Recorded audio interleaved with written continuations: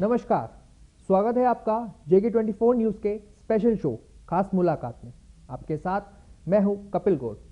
आज के मेरे खास मेहमान national commission for protection of child right के अध्यक्ष प्रियंक कानूनगो जी आज मेरे साथ मौजूद हैं।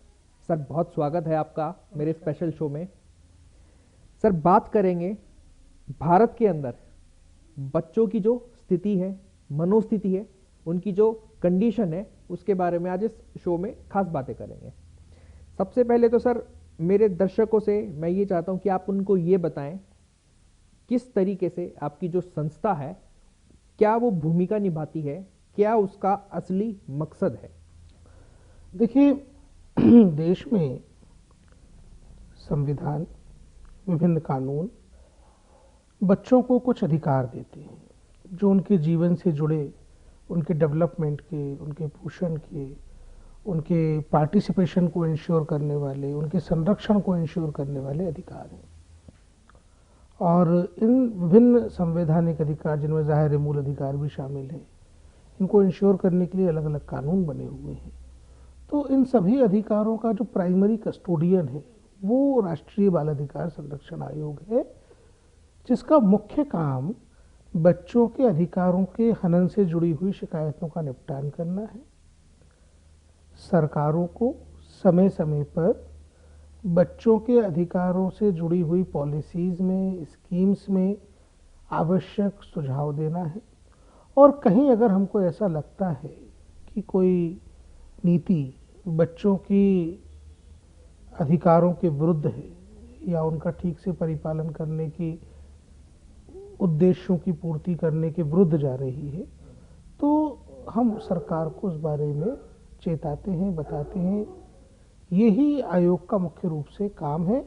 और इस सब को करने के साथ साथ किशोर न्याय अधिनियम, prevention of children from sexual offences act, मतलब बच्चों के यौन शोषण से बचाने वाला पॉक्सो कानून, और शिक्षा का अधिकार कानून, इन 3 कानूनों की मॉनिटरिंग और ग्रीवियंस रिड्रेसल का काम, शिकायतों के निपटान से जुड़ा काम भी राष्ट्रीय बाल अधिकार संरक्षण आयोग के पास है। इसके साथ साथ बाल मनोविज्ञान, बाल स्वास्थ्य, बाल मजदूरी, इनसे जुड़ी हुई शिकायतों के निपटान का काम भी आयोग करता है। 2007 में जब संगठन की स्थापना हुई, आज 2021 में हम पहुंच चुके हैं। इतने वर्षों का जो इतिहास रहा है आपकी संस्था का, उसमें आपको क्या लगता है कि अभी तक पहले के टाइम में, पहले के समय में जो कमियां थी, उसको किस तरीके से सुधारा जा चुका है? देखिए, मैं आयोग की कार्य प्रणाली पे और आयोग की कार्यशैली पे बात करूं तो ये बड़ी स्पष्टता से कहने वाली बात है कि 2018 से लेकर के 2021 के मार्च में हम लोग बैठे हैं, अब तक हमने आयोग की कार्यप्रणाली में एक पैराडाइम शिफ्ट किया है। और उसका परिणाम है कि 2007 से लेकर के 2018 के सफ़र में यह आयोग साल भर में 4000-3000 शिकायतों का निवारण करता था जो बच्चों से जुड़ी हुई थी। क्योंकि बच्चे आयोग तक पहुँचे, ऐसा होना सामान्य परिस्थितियों में मुश्किल होता है, कठिन होता है। इसलिए इस प्रक्रिया को सामान्य बनाने के लिए आयोग को बच्चों तक जाना होगा और उनकी छोटी बड़ी सभी शिकायतों को सुनना होगा। इस मूल भावना के साथ काम करते हुए आयोग ने कमरे से बाहर निकलकर जिलों तक आउटरीच शुरू किया, गांव तक आउटरीच शुरू किया, और जो शिकायतों के निपटान की प्रणाली थी उसको ओवरऑलिंग की। और अब हम 35,000 से अधिक शिकायतों पर आज की तारीख में काम कर रहे हैं, क्योंकि हम गांव तक, बच्चों तक, स्कूलों तक पहुंच सके। हमने देश के सभी चिल्ड्रन होम्स, जाहिर है कि किशोर न्याय अधिनियम की मॉनिटरिंग अथॉरिटी होने के नाते देश के जो बाल गृह हैं उनमें बच्चों के अधिकारों का हनन ना हो और वहाँ की सारी व्यवस्थाएं ठीक चलें, इसकी निगरानी भी आयोग के हिस्से में है। हमने देश के सभी बाल गृहों का सोशल ऑडिट करवाया, सभी की रिपोर्ट बनवाई, सभी को डिजिटाइज किया और अब एक ऐसी प्रणाली विकसित हम लोग कर रहे हैं जो इस माह के अंत तक पूरी तरीके से शुरू हो जाएगी। अभी टेस्टिंग उसकी चल रही है। मैं आज यहाँ पे वो भी डिस्क्लोज करता हूँ कि एक इस प्रकार की डिजिटाइज टेक्नोलॉजी हमने, कार्य प्रणाली हमने विकसित की है जिसमें हर चिल्ड्रन होम का हर 3 माह में निरीक्षण होना सुनिश्चित हो जाएगा। अनिवार्य कर दिया है। ये अनिवार्य कानूनन था लेकिन सुनिश्चित नहीं हो पाता था। इसको सुनिश्चित करने के लिए एक मॉनिटरिंग मेथोडोलॉजी हमने विकसित की है। इसका डैशबोर्ड आयोग के कार्यालय में है अब, और प्रतिदिन कहाँ कितने इंस्पेक्शन हो रहे हैं वो पूरा का पूरा जो डिजिटल मैकेनिज्म था हमने एक ऐप में कन्वर्ट कर दिया है। और देश में 7,000 से ज़्यादा ऐसी अथॉरिटीज़, ऐसे लोग हैं जो चाहे चाइल्ड वेलफेयर कमेटी के लोग हों, चाहे जुवेनाइल जस्टिस बोर्ड्स के मेंबर्स हों, चाहे वो state commission for protection of child rights के लोग, चाहे वो डिस्ट्रिक्ट चाइल्ड प्रोटेक्शन यूनिट के लोग हैं, जिनका दायित्व है कि चिल्ड्रन होम्स का इंस्पेक्शन रेगुलर हो। हमने उन सबको एक ऐप पर लाने का काम शुरू किया है और ये ऐप, इसका नाम हमने रखा है monitoring app for seamless inspections. ये सुनिश्चित करेगा कि चिल्ड्रन होम्स का इंस्पेक्शन हर क्वार्टर में हो और वो रिपोर्ट्स जो है वो ऑटोमेटेड जनरेट होके संबंधित डीएम्स तक, संबंधित विभागों तक पहुंचती रहे। और ये हर क्वार्टर में हर होम का निरीक्षण होने के साथ साथ हमने इंडिकेटर्स तय किए हैं, हमने उनको कलर कोडेड किया है। जहाँ जो कमी है वो लाल कलर में इंगित होती है और जो पूर्ति हो जाती है वो हरे कलर में इंगित होती है। तो हमारा लक्ष्य है कि आगामी 2 साल में इन चिल्ड्रन होम्स की सारे रेड कोड्स को हम ग्रीन कोड्स में चेंज करने की स्थिति में आ जाए। 2018 मुजफ्फरपुर में जो कांड हुआ था चिल्ड्रन होम के अंदर, क्या उस गलती को या फिर कहें कि उस कांड को आगे वैसे उस जा करके आगे चल करके भविष्य में उस तरह का प्रकरण ना हो, तो ये सारा जो डिजिटलाइजेशन आपने बताया, मैपिंग करना आपने बताया, क्या ये उसी के लिए सुनिश्चित किया गया है? बिल्कुल कपिल जी। और जब हमने ये सारी एक्सरसाइज की, जाहिर है मुजफ्फरपुर कांड के बाद सुप्रीम कोर्ट ने भी इसका संज्ञान लिया, माननीय सर्वोच्च न्यायालय ने भी बहुत सख्त निर्देश दिए और आयोग ने उसकी पूर्ति करने में कहीं कोई कोर कसर नहीं छोड़ी। देश में बाल गृहों को लेकर एक भय का वातावरण था, हम सभी को डर था।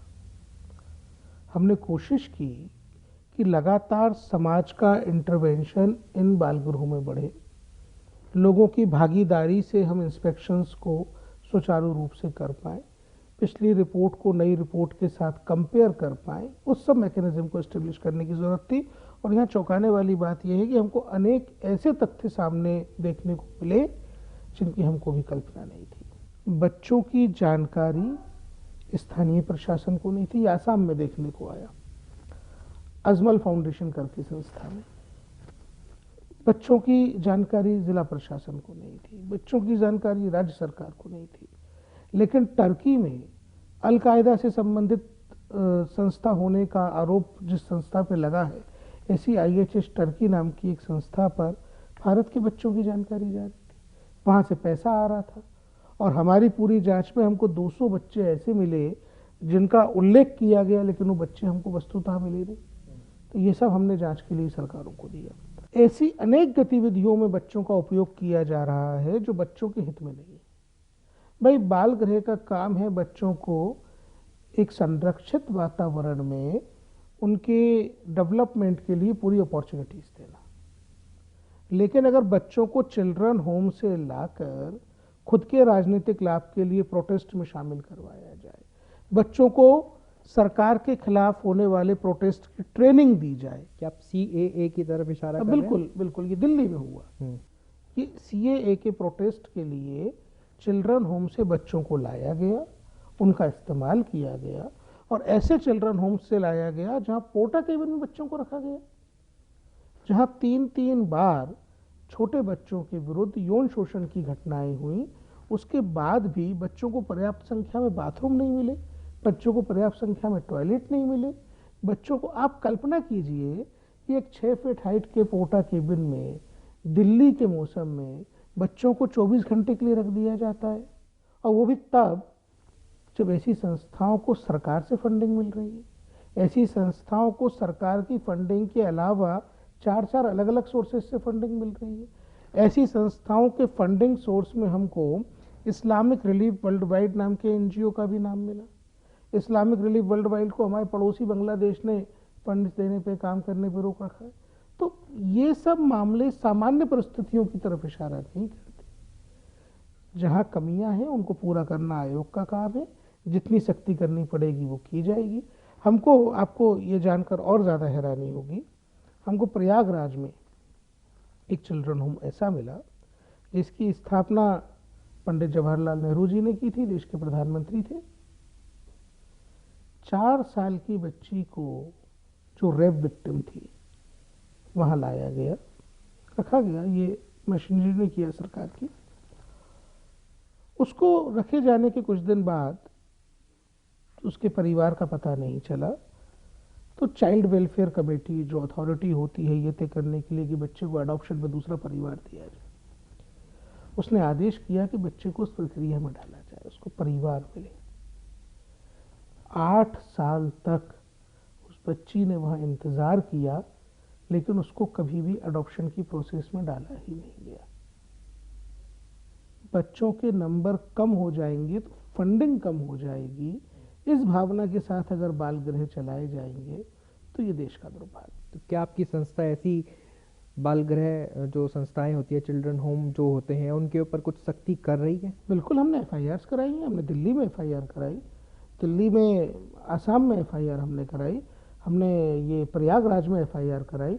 आप कल्पना करिए कि लड़कियों के चिल्ड्रन होम में बाथरूम में दरवाजे नहीं थे, ये हमने देखा, हमने एफआईआर कराई। और आयोग इस मामले में सख्त है। हम ऐसे किसी भी व्यक्ति को नहीं छोड़ने वाले हैं जो नैतिक रूप से और कानूनी रूप से इस प्रकार के काम कर रहे हैं, जो बच्चों के अधिकारों के हनन के साथ साथ उनके एक्सप्लॉइटेशन है। हम नहीं छोड़ेंगे, हम इस पर सख्त हैं।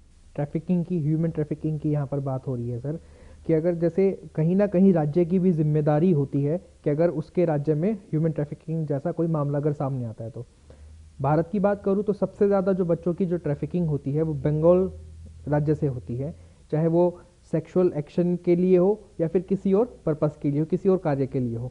तो बंगाल राज्य, चुनाव भी वहाँ पर आने वाले हैं, तो बंगाल राज्य वहाँ पर ऐसी खबरें क्यों नहीं रुकती है, या फिर ऐसा वहाँ से क्या है कि आपकी संस्था भी वहाँ से स्ट्रिक्ट एक्शन क्यों नहीं ले पा रही है सर, कि वो घटनाएं रुकें? ताकि देखिए, बंगाल के बारे में तो मैं आपको अपने कार्य क्षेत्र के व्यक्तिगत अनुभवों के आधार पे जो जानकारी दे सकता हूँ वो ये है कि वहाँ पे ऐसी घटनाओं को रोकने के लिए जो लोग कंट्रोल किए हुए, जो लोग रेगुलेट करते हैं, उनमें विल पावर की कमी है, उनमें इच्छा शक्ति का अभाव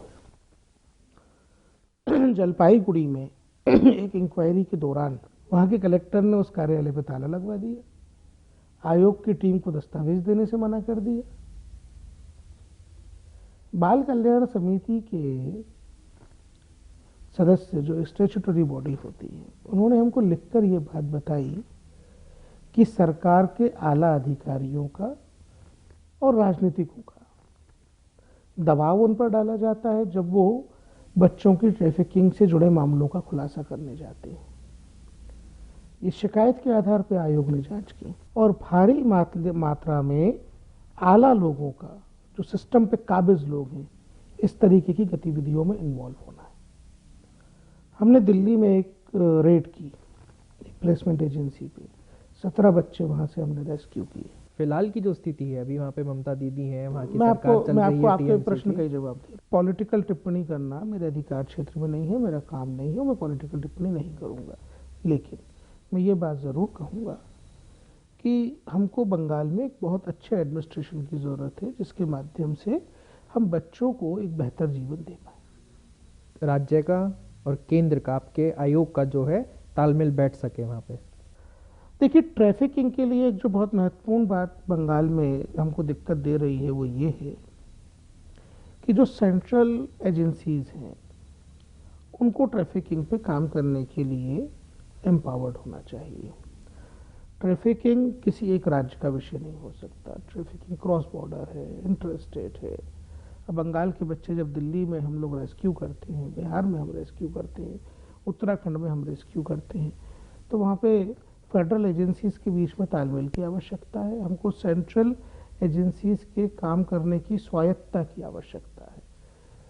सेंट्रल ब्यूरो ऑफ इन्वेस्टिगेशन के कामों में एक मुख्य काम ट्रैफिकिंग और उससे जुड़े हुए अपराधों पे काम करना भी है।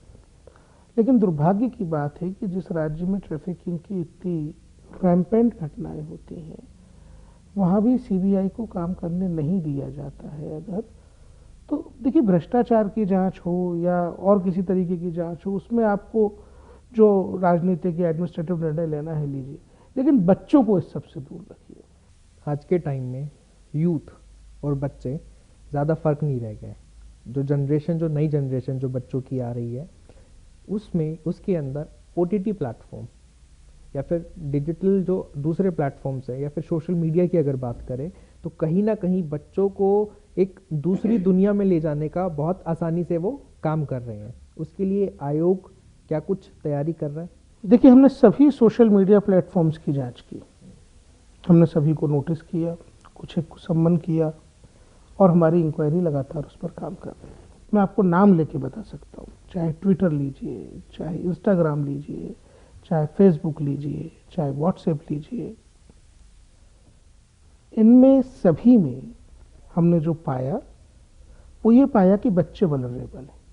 आप ये सीधा आरोप लगा रहे हैं या उन्हें जिम्मेदार ठहरा रहे हैं जिनका आपने नाम लिया, जिन सोशल मीडिया का? हम उनको लिख के दे चुके हैं ये बात कि आप लोग जिम्मेदार हैं, आप अपनी गलतियां सुधारिए, आपको देश के भविष्य के साथ खिलवाड़ करने की इजाज़त नहीं दी जा सकती। बच्चे किस तरीके के वातावरण में किन लोगों के साथ संपर्क में हैं, तब तो हम उन्हें कंट्रोल करने की बात बता पाएंगे, उन्हें समझा पाएंगे, समझाइश दे पाएंगे।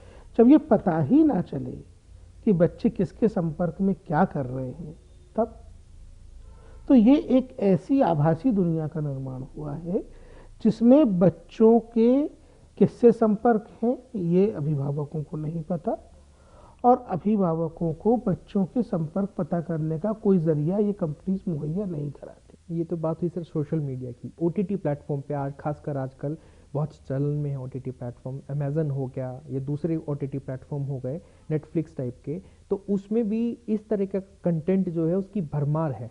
तो क्या सोशल मीडिया के लिए सेम वही आपका जो प्रक्रिया है, क्या वो ओटीटी प्लेटफॉर्म के लिए भी है या उसके लिए कुछ अलग से आपने सोचा हुआ है? ओटीटी प्लेटफॉर्म ये कह देता है कि हमारा कंटेंट 18 साल से ऊपर के व्यक्तियों के लिए और अपनी जिम्मेदारी से बचना चाहता है। एक तरफा होती है जब ये कहा जाता है कि फिल्में या ये दृश्य श्रव्य माध्यमों से आने वाला कंटेंट ये समाज में हो रही चीज़ों को प्रदर्शित करता है। अरे भाई, समाज भी आपकी प्रदर्शित की हुई चीज़ों को कॉपी करता है। ये कह के आप अपनी जिम्मेदारी से नहीं बच सकते, और आयोग इस मामले में बिल्कुल साफ है। बच्चों के जीवन जीने के अधिकार के ऊपर किसी की भी अभिव्यक्ति की स्वतंत्रता प्रवेल नहीं कर सकती। बच्चों के जीवन जीने का अधिकार, बच्चों के गरिमामय जीवन जीने का अधिकार, बच्चे को संरक्षण, पोषण, समानता मिले, इस अधिकार के ऊपर किसी की भी अभिव्यक्ति की स्वतंत्रता हावी नहीं हो सकती, और आयोग इसको इंश्योर करने के लिए पूरी सख्ती से काम कर रहा है। आपने बात की सबसे पहले कि गांवों तक आपकी पहुंच हो रही है, लेकिन सर फिर भी क्या रीज़न है ऐसा कि कहीं कोई चूक हो रही है जिसकी वजह से आज भी अगर हम ट्रैफिक सिग्नल्स पर देखें तो ज़्यादातर जो है बच्चे भीख मांगते हुए नजर आते हैं? देश में 200-250 साल ब्रिटिश शासन, उसके पहले मुगलिया शासन, इस गुलामी में निश्चित रूप से आर्थिक रूप से हमको तोड़ा, पर उससे ज़्यादा सामाजिक रूप से तोड़ा। और जिन सामाजिक सरोकारों की बात महात्मा गांधी किया करते थे, उन सामाजिक सरोकारों को हमको वैधानिक रूप देना पड़ा, लेकिन उसके बावजूद उनके इम्प्लीमेंटेशन में गैप्स रह गए। मैं यहाँ पे आपको बताना चाहूँगा, जिनको आज हम child in need of care and protection बोल रहे हैं, जिनको हम परिभाषित कर रहे हैं स्ट्रीट चिल्ड्रन, गांधी जी ने सभी पर बात की, हम भूल गए। और हमने 70 सालों में ऐसे मॉडल्स को अडॉप्ट किया जो इंडियन कॉन्टेक्स्ट में उपयोग करने में गैप्स रह गए। अब आप देखिए,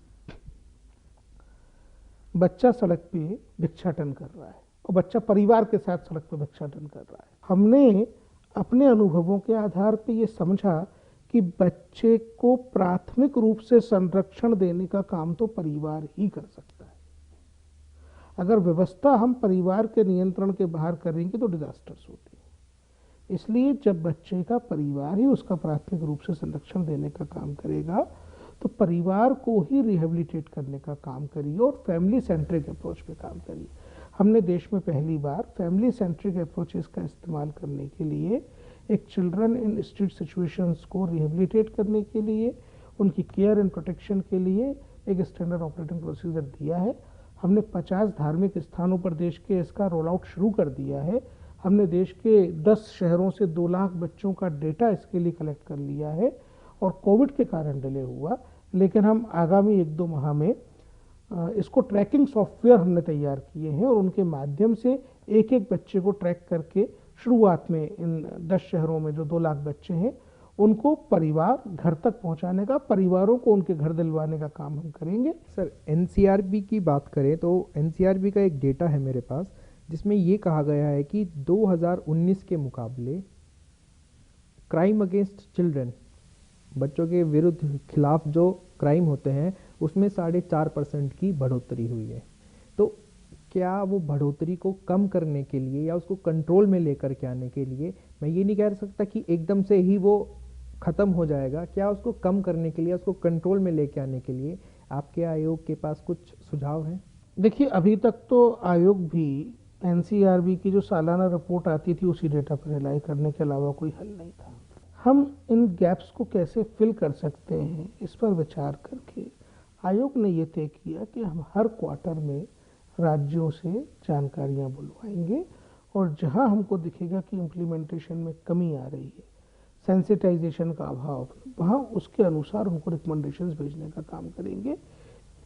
इस उद्देश्य के लिए हमने एक और डिजिटल डैशबोर्ड तैयार किया है और उसको हमने monitoring of national information through online reporting ऐसा करके एक व्यवस्था बनाई है और उस पर हमारे पास अब जानकारियाँ आनी शुरू हो गई। मतलब पूरी उम्मीद है कि पहले का ये जो डेटा है उसको कम करने के लिए या फिर क्राइम रेट को कम करने के लिए बच्चों के खिलाफ उसको में ज़रूर गिरावट ज़रूर आएगी उस क्राइम रेट की। एक बात कहा करते थे, मैं बच्चों के खिलाफ जो अपराधों की रोकथाम है 2 बात यहाँ कहना चाहूँगा। उनका कहना था कि किसी अंधकार वाले कमरे में अगर हमको प्रकाश करना है तो कागज़ पे दीपक का चित्र बनाने से काम नहीं चलेगा, हमको दीप जलाना पड़ेगा। इस दिए को प्रज्वलित करने का काम अब आयोग कर रहा है और आपको उम्मीद है कि हम भले ही छोटा प्रकाश फैलाने से शुरू कर पाए, लेकिन धीरे धीरे धीरे लगातार हैमर करते रहेंगे तो स्थितियाँ बाहर आने की तरफ हम बढ़ सकेंगे। सर, आखिरी सवाल मैं आपसे पूछना चाहता हूँ कि देखिए, ये बात तो सच है कि ना ही महिला एवं बाल विकास मंत्रालय ना आपका आयोग पूरी तरीके से जो बच्चों के खिलाफ जो क्राइम होते हैं उनके ऊपर रोक लगा सकता है। कहीं ना कहीं जो माँ बाप है, माता पिता हैं बच्चों के, उनको भी इस स्टेप में उतरना कूदना पड़ेगा उनको, तभी जाकर के क्या संभव हो पाएगा कि जो बच्चों के विरुद्ध या उनके खिलाफ जिस तरीके से OTT प्लेटफॉर्म हो गया, सोशल मीडिया हो गया, कि जब तक उनकी एंट्री नहीं होगी तो पूरी तरीके से इसको रोक पाना संभव नहीं होगा। मैंने आपको शुरू में ये बात बोली कि हम पिछले 7 दशकों तक चाइल्ड सेंट्रिक अप्रोचेस पे काम कर रहे थे। हमको ये मानना पड़ेगा कि फैमिली सेंट्रिक अप्रोचेस होनी चाहिए हमारी विचार में और चाइल्ड सेंट्रिक हमारी कार्यप्रणाली। आधा काम आपका, आधा काम परिवार का, तब ये काम हो पाएगा। और ये मिली जुली प्रक्रिया है। हम उन यूरोपियन देशों की तरह काम नहीं कर सकते कि बच्चे को घर से उठा के चिल्ड्रन होम में डाल दिया। मुझे लगता है कि ये पिछले कई दशकों में, शताब्दियों में जो व्यवस्था का क्षरण हुआ है, कुछ समय लगेगा इसको ठीक होने में, लेकिन लगातार रिपोर्टिंग, सख्ती, कन्विक्शन और कमिटमेंट, इसके माध्यम से ही हम इन परिस्थितियों को बदलने की तरफ आगे बढ़ सकते हैं। बहुत धन्यवाद सर इस खास बातचीत के लिए। तो ये थे आज के हमारे खास मेहमान जिनसे हमने बातचीत की बच्चों को लेकर जो क्राइम हो रहे हैं, जो क्राइम लगातार बढ़ते जा रहे हैं। तो आयोग की तरफ से प्रियंक कानूनगो जी ने अपने विचार रखे और आने वाले समय में किस तरीके से उस क्राइम को रोका जाए उसके सुझाव भी रखे। अगले हफ्ते फिर मिलेंगे एक नई हस्ती के साथ। तब तक के लिए जय हिंद, नमस्कार। खबरों से अपडेट रहने के लिए JK24/7 न्यूज के YouTube चैनल को आज ही सब्सक्राइब करें और Facebook पेज भी फॉलो करें।